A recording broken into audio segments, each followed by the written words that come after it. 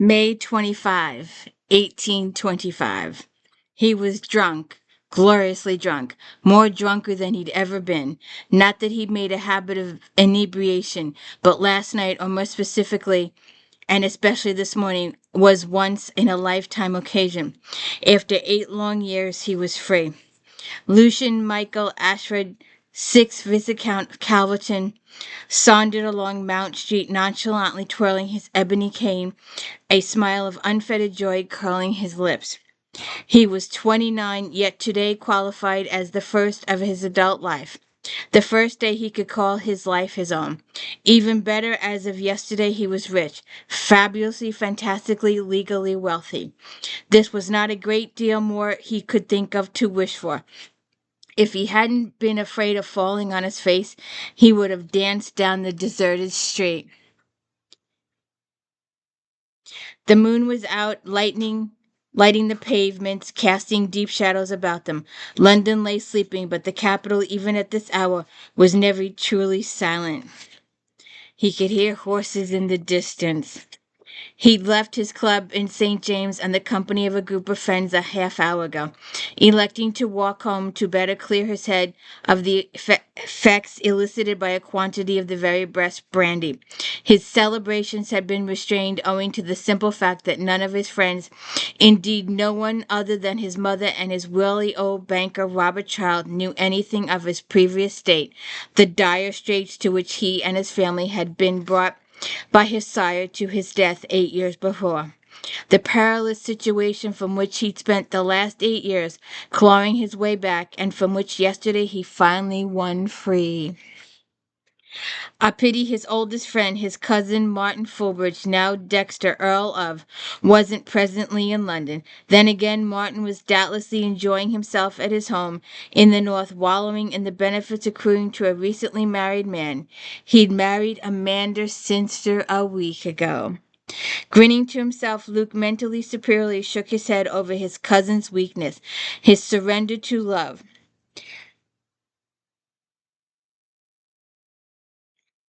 Reaching his door, he turned to the shallow steps leading to the front door. His head spun for an instant, then righted.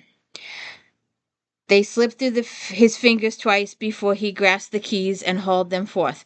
The ring in his palm, he shuffled the keys, frowning as he tried to identify the one for the front door. Then he found it, grasping, squinted, guided it into the keyhole. After the third try, it slid home. He turned and heard the tumblers fall. A dervish erupted from the black hole of the area steps. He caught only a fleeting glimpse, had only an instant's warning before the figure barreled past him. One elbow knocking him off balance, he staggered and fetched against the wall. That brief human contact, deadened by layers of fabric though it was, sensation rushing through him, told him unequivocally who the dervish was. Amelia Cynster, twin to his cousin's new wife. Longtime friend of a family who he'd known since she was in nappies, and as of yet unmarried female with the backbone of steel. She made an angry, frustrated sound, dashed back to the door, grabbed it, and propelled it shut. The loss of the moonlight left him blinking, eyes adjusting to the dark. The door closed, she swung around, her back to the panel. She glared. He felt it. "What's the devil the matter with you?" she hissed. "Me?" Easing his shoulders from the wall. "What the damn hell are you doing here?" She straightened, chin rising. She set the hood back. "I wanted to speak with you privately." "At 3 o'clock in the morning?" "I know. I've been waiting since 1.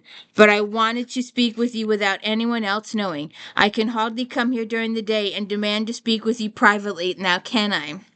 "No, for a very good reason." "You didn't come alone?" "Of course not. I have a footman outside." "Oh, God! For goodness sake, just listen. I know all about your family's financial state." That captured his immediate and complete attention. Not noting it, she nodded. "Exactly. But you needn't worry. I won't tell anyone. Indeed, quite the opposite. That's why I indeed needed to speak with you alone. I have a proposition." She can't wait, but drew breath and launched into it. It must be plain, even to you, that I've been looking about for a husband, yet the truth is there's not a single eligible gentleman I find the least inclined to marry. But now Amanda's gone, I find it boring in extreme continuing as an unmarried young lady. That's point one. Point two is that you and your family are in straitened circumstances. You needn't try to tell me otherwise. Over the past weeks, I spent a lot of time here and generally about with your sisters. Emily and Anne don't know, do they? You needn't fear I've told them. I haven't. But when one is that close, little things do show. I realized a few weeks ago, and much I've noticed since has confirmed my deduction. You're in done territory. No, don't say a word. No, no, don't ruin it. I'm on a roll here. I've got something to say, and I'm going to say it. She eyed him with typical acerbity, apparently reassured when he remained mute. I know you are not to blame. It was your father who ran the blunt, wasn't it? I've heard the grandams say often enough that it was a good thing he died before he crippled the estate. But the truth is he did bring your family to the point nonplus before he broke his neck, and you and your mother have been carefully preserving appearances ever since. Sh- Um, It must have been Herculean task, but you've done brilliantly. I'm sure no one else has guessed, and of course I can see why you did it. With not just Emily and Anne, but Portia and Penelope, to establish being known as paupers would be disastrous. So that's the point too. It's imperative you and your family remain among the hot ton, but you don't have the wherewithal to support such a lifestyle. You've been hanging on by your fingernails for years, which brings me to point three. You. You don't appear to have considered marrying as a way to repair your finances. I imagine you didn't want to burden yourself with a wife who might have expensive expectation.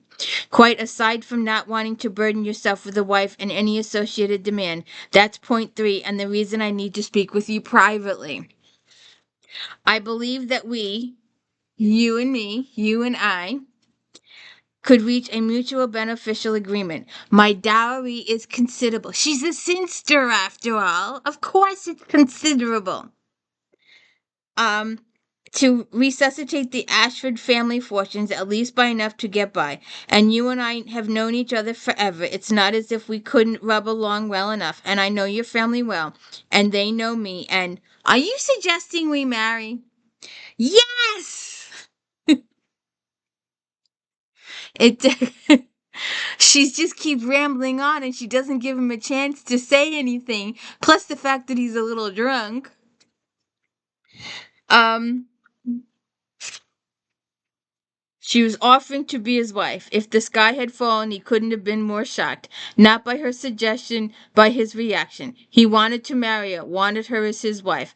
A minute ago, he hadn't had a clue. 10 minutes ago, he would have laughed the idea scorn. Now he simply knew, with an absolute, unwavering, frightening, powerful certainty, a feeling that rose through him, stirring impulses he always took care to keep hidden behind his elegant facade.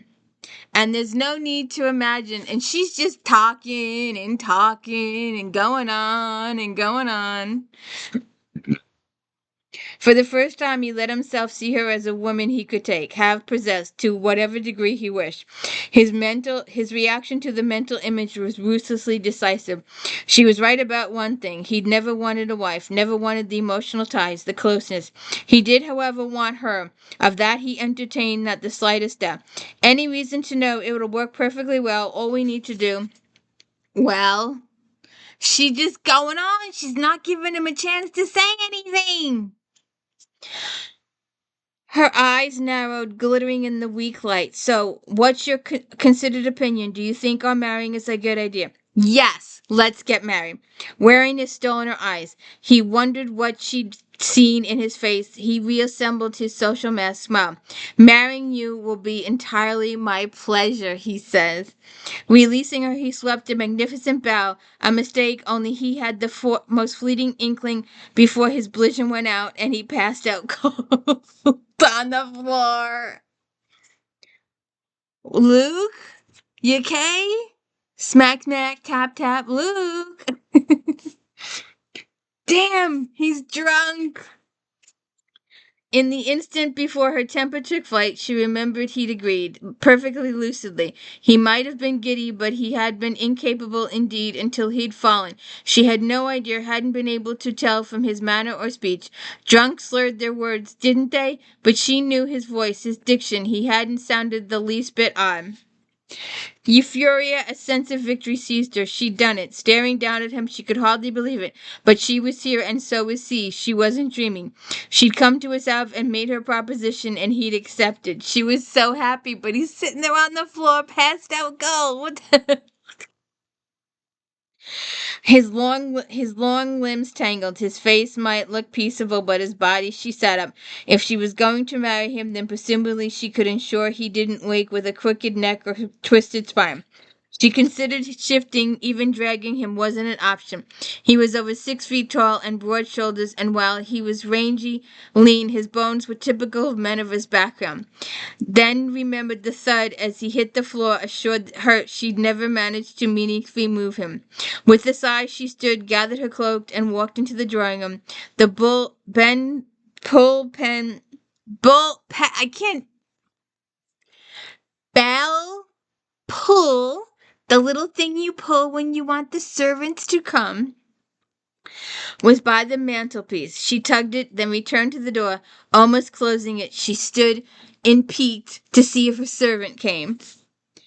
Amelia watched as Cotslow, Luke's butler, bent over his master, checking his pulse in the throat. Relieved, Cotslow straightened and stared. She hoped he imagined Luke had been in the drawing room, rung for assistance, then staggered into the hall and collapsed. She waited for Cotslow to summon a footman. Instead, the old man shook his head, picked up Luke's cane, and set it on the hall table along with his candle. Then Cotslow bent and tried to lift Luke to his feet. Amelia suddenly realized there might be reasons Kotso, who doted on Luke and the whole family, might not want to summon help, might not want it known that Luke was drunk. It was ludicrous. Kotso was in his 50s, shortest and tending toward Rotom. He managed to get Luke half upright, but there was no way he could support such a heavy and unwielding body so far. So she gives up the ghost and she goes to help. Cotslow, we had a private meeting. We were talking and he collapsed. Even in the dimness, the butler blushed.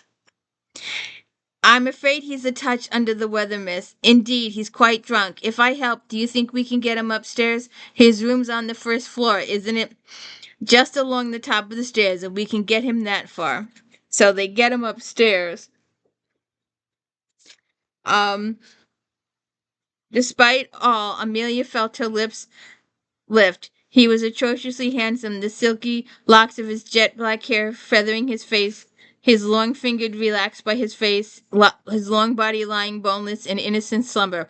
I can manage now, miss, as they put him in bed. Indeed, I'll let myself out. Don't forget to bolt the front door on your way down. Of course, miss. As he descended the stairs, Amelia wondered what poor old Cotslow thought. Regardless, he wasn't the sort to spread rumors, and he'd learn the truth soon enough. When she and Luke announced their betrothal, she goes home and she starts thinking about her night with him and her potential marriage with him and her sister's marriage to Dexter. She, Amelia, had had her own plan. Luke had been in her mind from the outside, a nebulous yet recognizable shadow, but she'd known the difficulties she would face with him. Having known him all her life, she was well aware that he had no thoughts of marriage, no positive ones anyway, and he was smart, clever, far too quick, too mentally resistant to be easily manipulated. Indeed, he was unquestionably the last gentleman any sane lady would set her heart upon. That being so, she'd been so determined, divided her plan into stages. They had been so established beyond all doubt who was the right man for her, which all of the eligibles within the ton, regardless of whether they were thinking of marriage or not, was the one she wanted above all others. All she wanted was a desire was absolute. How to persuade Luke to fall in with her plans, how to bring him to share her aspirations. A novel strategy, one he couldn't immediately see through and counter, had been clearly necessary. She realized that getting him to marry her first and fall in love with her subsequently was the only way forward. Yet how to accomplish the former without the latter had initially stumped her. Then she noticed the oddity of Emily and Anne's gowns, and after that, alerted, she noticed any number of minor details until she was sure beyond all doubt that the Ashfords needed money. And then she formed her plans. She'd spent hours rehearsing her arguments, laying out the salient facts, reassuring him that theirs would be a marriage of convenience and that she wouldn't make unwanted emotional demands, that she was prepared to let him go his own way as long as she could clearly go hers. All lies, of course, but she had to be hard-headed. This was Luke she was dealing with. Without those lies, she would see no chance of getting the ring on his ring on her finger, and that had to be her first goal. She's thinking this through, all nice and logical. 5 hours later, Luke opened his eyes and remembered with startling clarity all that had happened in his front hall, up to the point of unwise bow. After that, he recalled very little. He frowned, struggling to pierce the fog shrouding those later moments. Out of the mist, he retained a definite impression of Amelia. Warm, soft, and endurable female tucked along his side. He could remember the pressure of her hands on his chest. He realized he was naked under the sheets. The door opened. Cotswell peeked in. "Who put me to bed, Cotswell?" "I did, my lord. I remember Amelia Cynster was here." "Indeed, my lord. Miss Cynster helped get you upstairs, then left. Do you wish for anything at this time?" "Just my washing water. I'll be down to breakfast shortly. What time is it?" 10 o'clock, my lord." Crossing to the windows, Costless drew back the curtains. "Miss Emily Follett has arrived and is breakfasting with Miss Emily and Miss Anne. Her ladyship is yet to come down. I have good news, Costless, which, needless to say, must go no further than you and Miss Higgs. If you would be so good as to pass the word to her." Her ladyship did whisper that there'd been some encouraging developments. Encouraging indeed. The family's afloat again. They are no longer run around, and even more than that, financially, we're once again precisely where we should be, where we've pretended to be all these years. We're no longer living a lie, Coswell. Well done, my lord. I take it one of your investments ventured successfully?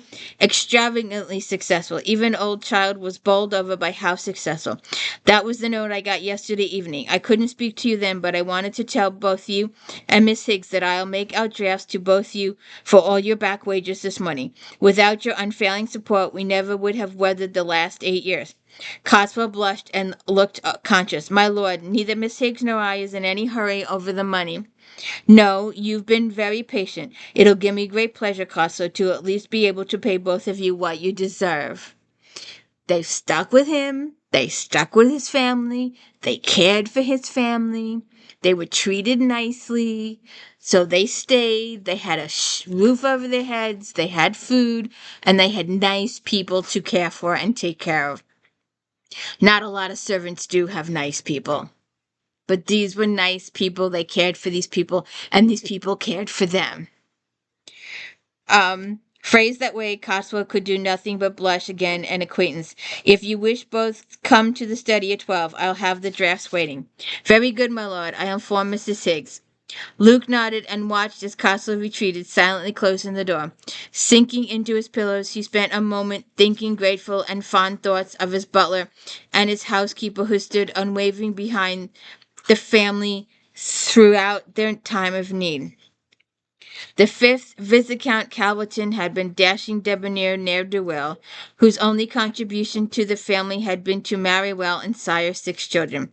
At 48, he'd broken his neck on the hunting field, leaving Luke, then 21, to take over the estate, only to discover it was mortgaged to the hilt.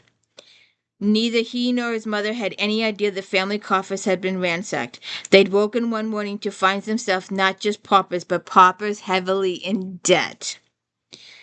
Bankruptcy and sojourn in Newgate threatened. Out of his depths, he put aside his pride and appealed to the only person who might have the talent to save them, Robert Child, banker to the ton. Then aging, semi-retired, but still shrewd. No one knew the ins and outs of finance better than he.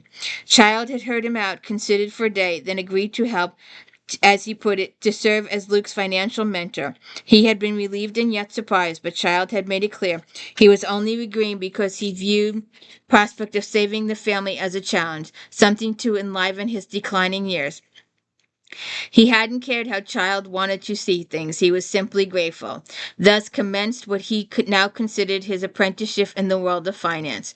Child had been strict yet immensely knowledgeable mentor. He'd applied himself and gradually, steadily succeeded in eroding the huge debt over his family and his family's future. Throughout, he, his mother, and Child had a firm understanding that no circumstances, no detail could ever be allowed to even hint publicly the family's state. While he and his mother had agreed readily on the grounds of the social consequences, Child had been more adamant, one of whiff of poverty, and they would be stunned. Their secret would be out, and the flimsy house of cards he and Child had painstakingly erected to keep the family ahead of their creditors would come crashing down.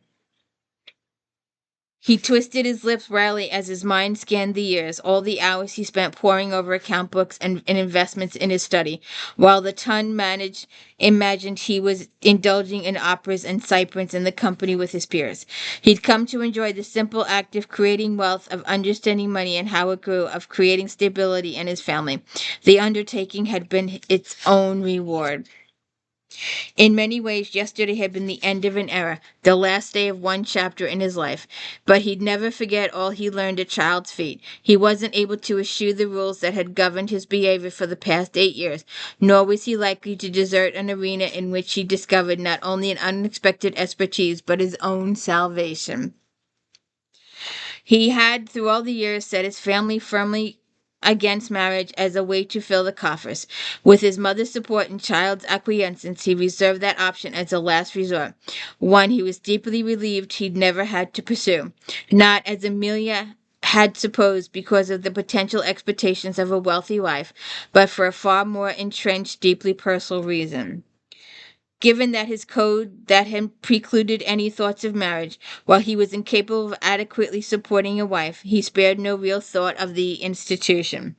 A small voice whispered that he had thought of Amelia not as a wife, but as a woman he expected to have stand by and see married to some other gentleman. As always, the thought left him uncomfortable. Arms over his head, he stretched full length, deliberately shifted his mind, and felt the constriction of his chest dissolve. Thanks to some peculiar quirk of fate, she wasn't going to marry another. She was going to marry him. That prospect was much to his liking. He hadn't considered the fact that yesterday's victory left him free to pursue marriage if and when he wished, until she suggested it. But now she'd offered, he wanted to marry her. The impulse had risen at night with her words. The instinct to seize and claim her had diminished not one whit in the intervening hours.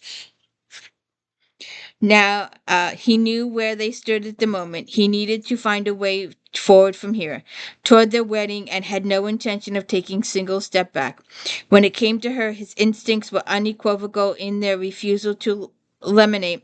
She offered, he accepted, ergo she was his. Could he tell her the truth but decline to release her? Confess he was no longer needed her dowry but insist they marry anyway?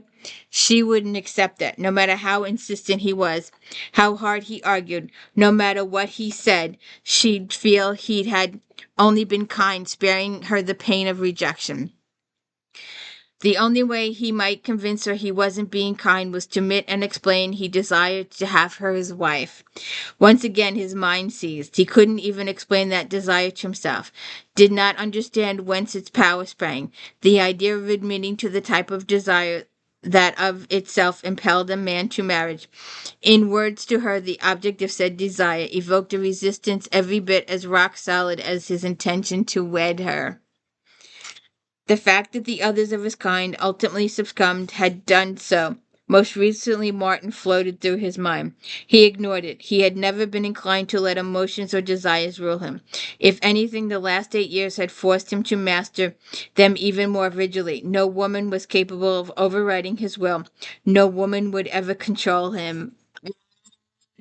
Dude, I can see it coming now. It was not an easy or straightforward path, yet it was one that led to desired destination, and the price was one he was prepared to pay.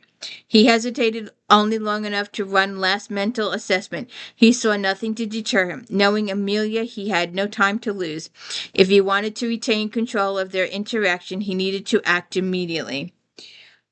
He was standing the note when a footman entered with his washing water. Luke glanced up, then turned back to the note. Wait a minute. He folded the note's corner. He dipped the pen in the inkstand and wrote her name.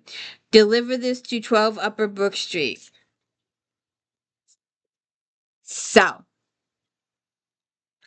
what he talks to his mother. What does his mother say about this? What do his sisters say about this?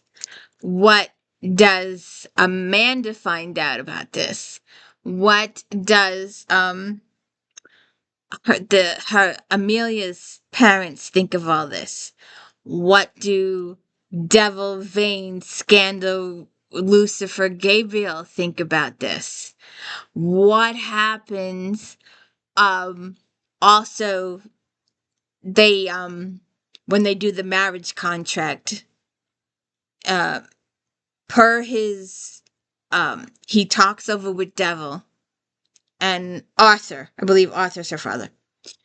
They're gonna write the marriage contract so that in percentages or something like that. I think that's how they do it. So that they hide the fact that Luca's got money now. They hide it so she can't tell. So what happens when she finds out? Will she be angry? Will she feel like a fool? Or will she be happy that they got married? Does she find out before they get married?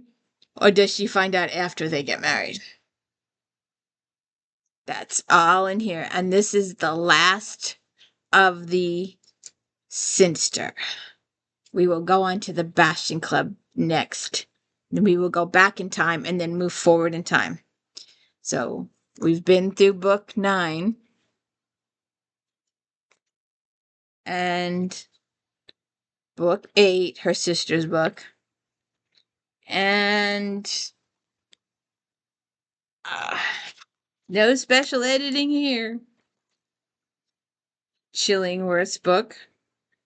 Book 7. And All About Love. Lucifer's book. And Gabriel's book.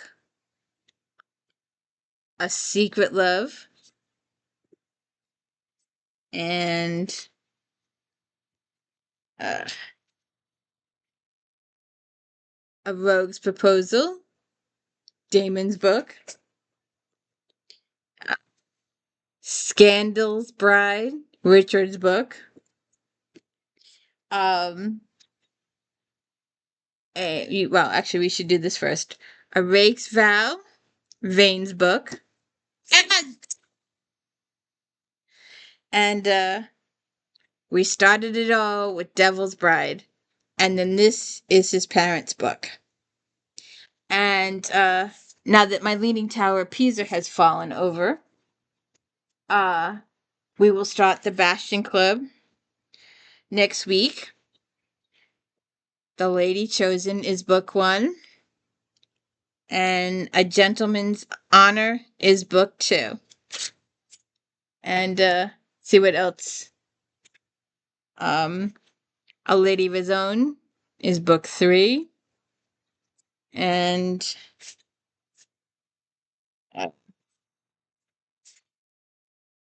the book that fell on the floor.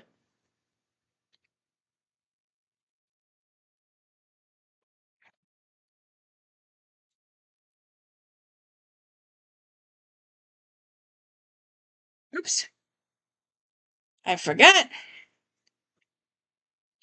A Fine Passion. 4.